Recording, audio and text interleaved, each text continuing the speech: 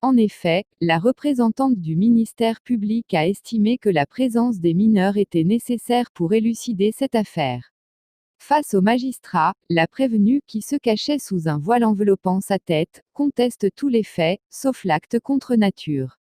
A.M.B., âgé de 26 ans, déclare avoir entretenu à 2 reprises des relations sexuelles avec la mineure P. Folle, tête baissée, elle a dissimulé son visage juvénile sous un voile blanc. Elle déclare regretter son acte tout en implorant la clémence du tribunal. Point d'interrogation. Je vous supplie de m'accorder votre clémence.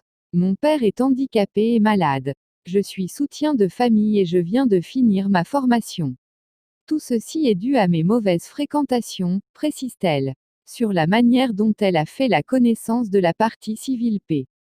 Folle, elle raconte c'est via les réseaux sociaux qu'on s'est connus. Sur son profil, elle avait mentionné qu'elle avait 18 ans. On a sympathisé avant d'échanger nos numéros pour continuer à discuter via WhatsApp. Quand on s'est vu, elle m'a déclaré qu'elle a 19 ans. Poursuivant ses allégations, elle révèle que la mineure est venue lui rendre visite en premier. Point d'interrogation. Quand je me suis rendue chez elle, sa maman me l'a confiée en me demandant de la conseiller, car elle est têtue. Je la considère comme ma petite sœur, partage-t-elle. S'agissant de la vidéo qui a fait éclater cette histoire, A.M.B. raconte elle a l'habitude de publier des images obscènes sur les réseaux sociaux. Je lui ai même interdit de faire ce genre de choses. Un jour, alors que j'étais à Sali avec mes camarades de classe pour fêter notre fin de promotion, elle m'a envoyé la vidéo en question que j'ai automatiquement supprimée après l'avoir visionnée. Jurant qu'elle n'a pas diffusé cette vidéo, elle précise que P.